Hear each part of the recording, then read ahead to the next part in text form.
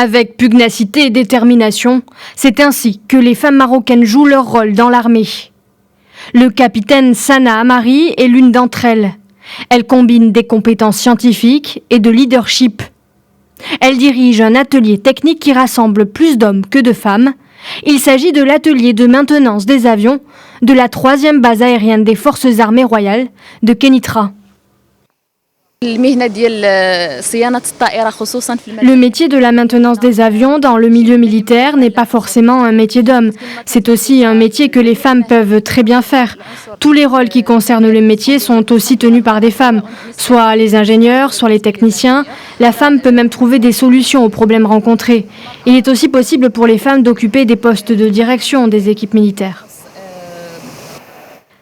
Après l'obtention d'un diplôme d'ingénieur d'État de la Royal Air Force School, dans le domaine de la mécanique aéronautique, elle exerce dans son domaine de prédilection. Elle est devenue la première femme à diriger une équipe de maintenance des avions. Chef du département des services techniques durant 4 ans, Sana Amari est désormais à la tête du service qualité, contrôle et suivi. Une responsabilité qui ne pose aucun problème à ses collègues hommes. La maintenance des avions séduit de plus en plus de femmes marocaines. Outre le capitaine Amari, le lieutenant Amir Achadad est l'un des membres les plus brillants de l'équipe.